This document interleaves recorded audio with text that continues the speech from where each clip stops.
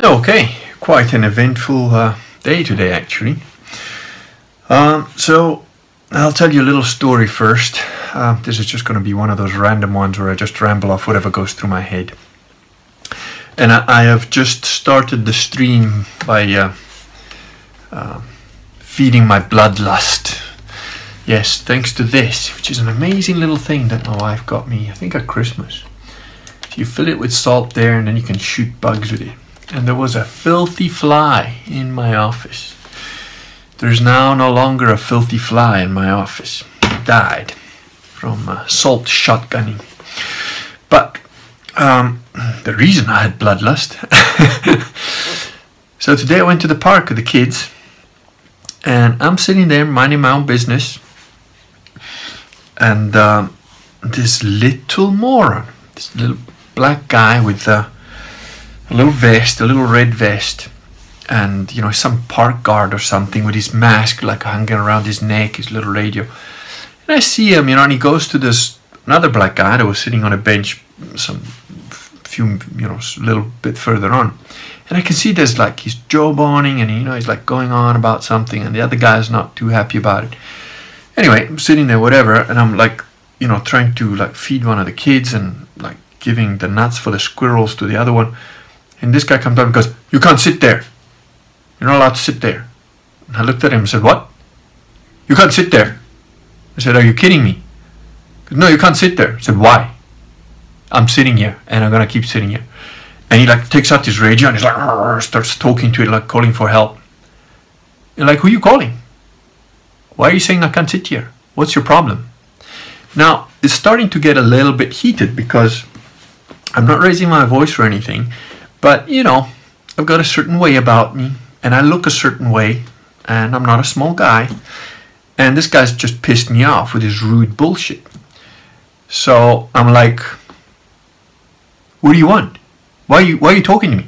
And he's sort of like, And his lady friend comes up, black lady.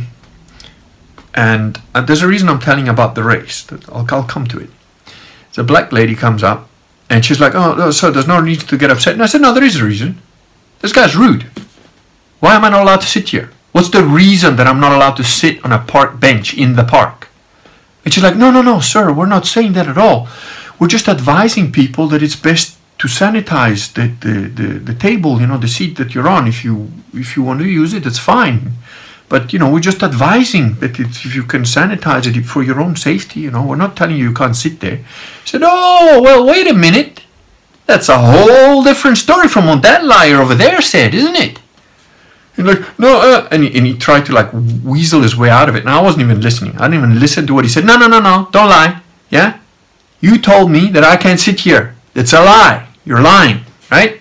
You just want to use your little power trip. You think you've got a radio and you can call your little friends for help, and that means you've got some power. You got no power over me. I don't care about you or your radio or your friends. And he was like, "No, I wasn't calling anybody." And there he made a cardinal mistake because a call came in. Now the guy's standing 4 meters away from me. No call came in. He picked up the radio as making it though as he's calling somebody. So now, in like a tenth of a second, I figured out, oh, you don't even have anybody to call. You just have the radio and you thought you were going to scare me off by using it. And there I didn't lose it. I mean, but the intent came out. My true nature shows in my face. Unfortunately, I'm not a very good poker player. Now, like, don't lie. Don't lie. No call came in. You picked up that radio. You're lying. And at that, he just like turned around and walked off. And at this point, by the way, the black lady was like, "No, sir," like, "I have got no issue with you, madam. You're perfectly professional and polite. No issue with you at all. You're absolutely fine. That rude moron, he needs to learn how to speak to people because he's just going on a little power trip because he thinks he's got a radio and now he can tell people what to do. He can't tell anybody what to do. He's got no authority over anyone, and he's rude. He's very rude." And made sure that I was told him to his face a few times, but even when he was going away, he's very rude. He needs to learn. You need to train him. And it's like, "No, okay, no, thank you very much." That was it, done. And then later, as I'm walking off, the other black guy that was sitting on the bench came up, and I was like, "Where do you figure that stuff?" And you're like, "No, these people are just idiots." And you see, that's why I mentioned the races, because, in the back of my mind, I grew up in Africa, so I've faced racism, as a minority race in blackest, darkest Africa. I was mistreated. I don't give a shit. Everybody's racist to some degree. That's fine. If you notice the fact that a person is different from you, you notice it. Doesn't mean you treat them bad or whatever. It's a difference. But I thought, maybe this is some little poor black guy who's all his life been held down by the man, and now he's thinking, that guy looks like a fucking neo-Nazi, and I'm going to have my field day. I'm going to make him move from that chair, him and his stupid white kids. And he picked the wrong guy, didn't he? So that didn't go well for him. But I'm talking to this other black guy, and I'm like, what do you think? This is rubbish. And he's like, no, it's just nonsense. It's rubbish. I'm like, yeah, right, isn't it? I mean, he's just talking crap. He just thinks he's got a radio, and now he's like tells people what to do. I'm like, he's an idiot. Yeah, he's an idiot. So it had nothing to do with race. It was just a little power trip. It was a very good lesson that came from that, because I was quite surprised at myself in that I was immediately hostile because he was rude and he was hostile. Now, you got to keep in mind that, I'm generally a very polite person until you're impolite. The reason I'm a very polite person is not to protect my weak, fragile little feelings, but to protect your weak, fragile little feelings. Because once you remove civilization from the equation, then the only thing that counts is reflexes and intention. And I've got scary good reflexes and very clear intention. So you see, being polite doesn't mean weakness. And a lot of people have made that mistake with me because they think, oh, he's polite, he's weak. They make that assumption. And then they find out in a rude and shocking way that it's not the case. And that was the case for this guy. But he didn't get to see any polite side of me because he was rude to me, so I was instantly hostile back. I didn't swear at him, I didn't call him a complete fucking prick, which he was, but I certainly have a certain way about me that lets you know when you have displeased me, and he definitely got to know. But the amazing thing is that my life is a bit absurd because, this all happened, whatever. I'm walking back home because now one of the kids is like falling asleep, so I'm carrying him. And, the little girl's on her bike and she's running into these people that are filming something. And I'm like, I don't want to shout her name because, it's just going to get on the recording. But anyway, they seem to finish and I'm like, look, sorry, I didn't want to disturb your shoot. And they're like, no, it's cool. We're from the BBC. We're just interviewing people in the park. You want to have a few words? So I was like, do I? Oh, well. And I basically let them have it. I mean, I was pretty normal for the first 10 seconds, I think. And then after that was like, so what do you think about the lockdown? I said, oh, it was fine. I totally agree with the lockdown 2 months ago when nobody knew what was really going on and it was dangerous. But now that we know that the numbers of deaths are inflated, that nobody dies of anything other than COVID, it's nonsense. I just had a run-in with this idiot in the park who thinks he's got a little badge, so now he's going to tell people what to do. No, you can't tell me what to do. You can't tell anybody what to do. And it's not going to work. So you're kind of against the lockdown? I'm like, no, I was all for the lockdown. But what about, the disease? What if it spreads? And I was like, I'm okay with taking certain measures and precautions. I'm not okay with forcing everybody to take the vaccine that Bill Gates wants to give you, considering that he's crippled 490,000 little girls in India and hundreds of thousands have been sterilized in Africa. And you guys, the BBC, you don't report that stuff, right? You don't talk about what he's done, but the court cases are there. He's been kicked out of those countries for a reason, right? And now he wants to vaccinate everybody? No, I don't think so. Yeah. So you can call me a neo-Nazi because I look this way, and you can say I'm a crazy conspiracy theorist, but these are not conspiracies. These are facts. Bill Gates has crippled hundreds of thousands of children. We now have a strain of polio in India that didn't exist. It's a vaccine strain of polio which has been admitted in court, and he's responsible. Plus, I'm Italian. I come from Italy. And guess what just happened in Italy? One of the ministers of health fired all the experts of it. And I think I might have said it wrong. I said that they fired all the health department. So I was a little bit off on the details, but I said it anyways. Said, and also vaccination for certain things was compulsory in Italy. No more now. Guess why? Because people are starting to figure out that in vaccines you got all sorts of crap. You got like baby parts, you got aluminium, you got mercury. And when I was a kid, I had 5 vaccines. Now you've got over 30. What is that going to do to people? And we're supposed to take it because Bill Gates tells us so? I don't think so. So that was basically my interview. And I said, I know you guys won't use this interview, but just thought I'd let you know. No, sir. We will. It'll be on later tonight. I don't know if it was or not. I don't watch the news and whatever. But if one of you sees it on the BBC News, let me know. That was me. If they make me out to be the crazy guy who mistreated the poor park attendants, whatever shit they come up with. But yeah, and so I had to take it out on the fly, But yeah, the whole COVID thing has now gone the other way. Yes, there is a COVID. Yes, it does kill some people. No, it's not as dangerous as we originally thought. Yes, the curve has been flattened. And guess what? In Sweden, where they've decided to have no lockdown of any kind, it's flattened anyway. So there has definitely been inflation of numbers. And what happened in Italy is that this was discovered because the doctors actually report the real reason of death, and then the so-called experts change it and sort of say, oh, we've had 30,000 deaths or whatever, but they include everything. So in Italy, it's a weird case because they're both underreported and overreported. So they overreported all the deaths in the hospitals, like has been happening throughout the globe, to make the pandemic more real. And they've underreported the people who died at home, who never went to the hospital. Because you've got like death rates in certain areas of old people that are double what they used to be for the same period last year or the year before. And also as that guy, oh by the way, the guy who did all the stats on the Netherlands, because the Netherlands has had the stats for like 24 years, he actually emailed me and he sent me the stats as well. And I haven't had a chance to go through them, but I trust that he's done his homework.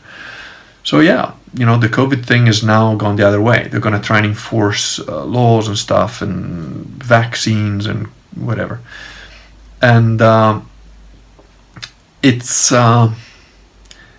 a bit worrying in the UK because Trump just came out saying that COVID will go away without a vaccine, I believe. He said that. And if he has, long live the God Emperor, and may his son reign for the next 2 terms after him, and then his other son, and so on and so forth. And may the dynasty of the Trumps continue perennially, because it's certainly better to have a God Emperor than the scummy politicians that have been running things for a long time.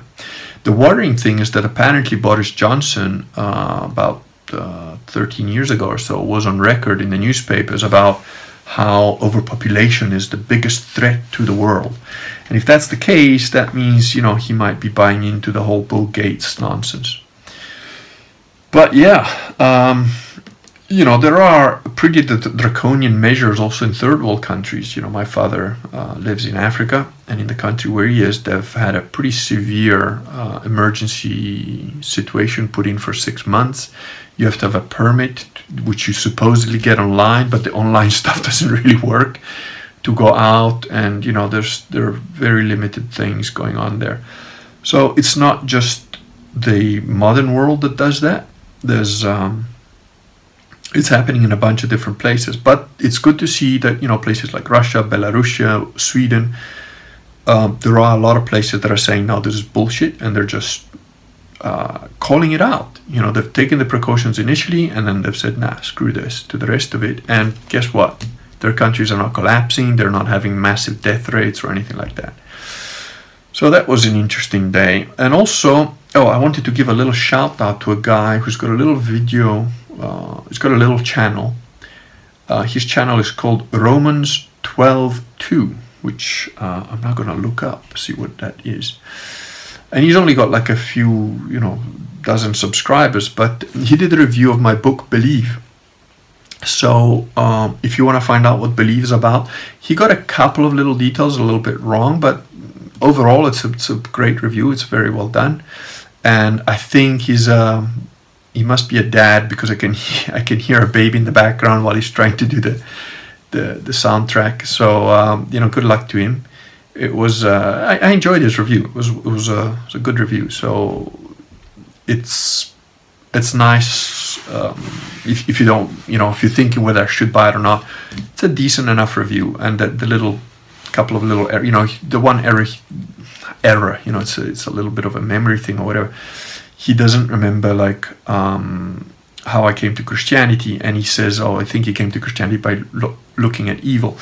I came to Christianity pretty much as a result of a road to Damascus moment, which I've described in other places before. And then observing evil in the world certainly had an impact, but that wasn't the primary reason. The primary reason was a bit of a wake-up call, like Paul falling off his horse and then being blind for 4 days. I didn't fall off a horse, but I certainly had my eyes opened for a good while, and realized I was totally wrong about God and what I thought about many things. So it was very interesting. And that's been my day today. I've also carrying on with the 2 books. The one project is nearly there, and I gotta thank the guy who's doing it, which I always forget if I am supposed to. Well, I suppose I can't say his name because his name's going to be on the cover of the book that we're doing together, and he's done a lot of the heavy lifting. I've had the idea, and I've given him some of the information and some of the stuff of where to get the certain details from, but he's done a lot of the heavy lifting on this. And I'm not going to tell you what it is yet, but we're getting close, and it's nearly done. It's going to be a very sort of something that probably most people won't buy, but I think it's important to have out there. So his name is Todd Ojala. I'm not sure how to pronounce his surname. I think it's Ojala. But anyway, he's been awesome throughout this. He's slowing down a little bit at the moment because I think he's got his son visiting, and he's met a new lady friend who was quite entertaining because apparently she's quite a bit younger than he is, and some people are envious of that. And we email quite regularly, and he was sort of saying, what do you think about that? It's like, I don't want to bug you with my personal life or whatever, but I'd like to get your input on it. And I was like, look, mate, I've been with all sorts of women. I've certainly been with women that were a hell of a lot younger than me for some time, but it never played out in my head. It was I just didn't care about what anybody else thought about it or whatever, and no one ever made a comment. I do. I mean, like one girl, she was literally just a couple of days before, I think, turned 22, and I was like, if I wasn't 40, I was close to it. And we used to go out together and whatever, and I don't know, it just never came up, but it never even entered my head that people would look and think, oh, look, dirty old man. I was like, and if they did, what are they going to do? Even if they came up to me and said, oh, you're a dirty old man. I mean, it depends how you say it. Again, if you're rude, you might get a punch in the mouth. If you just say, oh, you're a cradle snatcher, I mean, she was a pretty cool girl as well, so she would have probably come up with a pretty harsh response herself without me having to do much. But, I don't know, it never entered my mind. I mean, my wife's more than a decade younger than I am, and, again, it was never an issue. But, I understand that for some people sometimes that can be a thing. But, look, young women that are smart understand, and it's always been that way, throughout history. Successful, normal men who, for whatever reason, in their middle age or whatever, are single, don't have an issue attracting or being with a younger woman. It's a natural order of things, because even if you already have children and whatever, a woman is also more secure with a guy that's older. He knows what he's doing. He's not messing around. He's more serious about it. And women need that sense of safety as well, and so it's just natural. So any of you guys out there that have the similar issues, it's not an issue. Don't let it be an issue. Yeah, I think that's about it. There was probably a bunch of other stuff on. Oh, I'm finishing another book as well, which that should be an interesting one. And then it's been interesting on Social Galactic. There's been this little moron called Ranger, it's quite interesting how, because Social Galactic is a relatively small, let's say, version of Twitter, which is clean, the conversations on there are quite a bit more useful and structured and, intelligent.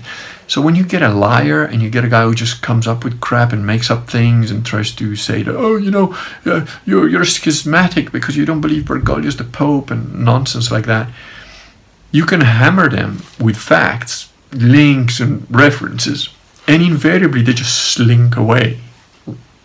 I mean, this guy's thing was like, he linked to one of Vox's blog posts where he posted some stuff, and it's like, yeah, there's like almost 200 comments on the blog post. People are not going to trail through that shit just to see what you wrote because it was so important. No, you're a liar. You're a liar and you're making stuff up.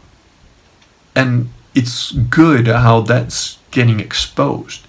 So, I don't know what his name is, but this gentleman who did the review of my book, whose channel I'm going to put a link to at the bottom of this video, this Romans 12:2 guy, don't worry if you've only got 60 people looking at your videos. It's fine.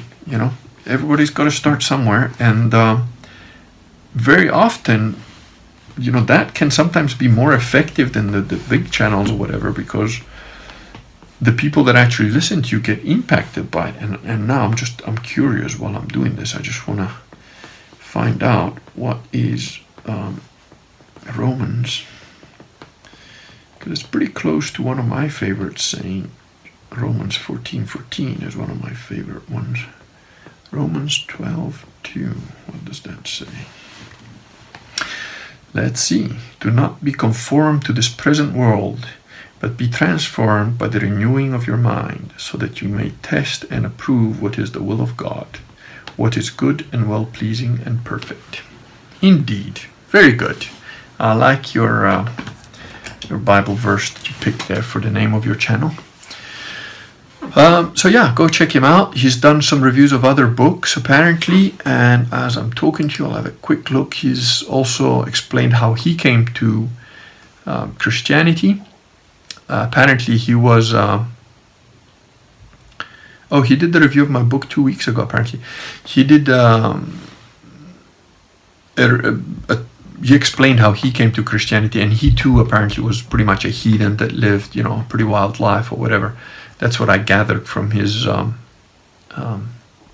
little review. Okay, that's about it. If you're not on Social Galactic yet, get on there. It's a good little platform. It's working well. It's now been around for a little while. It's pretty stable.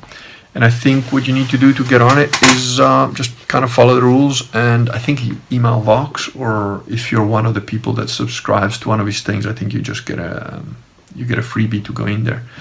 Oh, I see. He's also done a review of Vox's The Irrational Atheist, which is a very good book. I really enjoyed The Irrational Atheist. It was very good.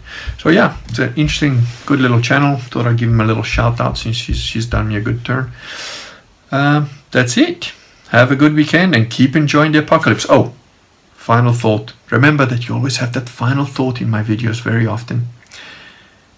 What I learned from that little park experience was never give the bastards an inch, and don't censor yourself.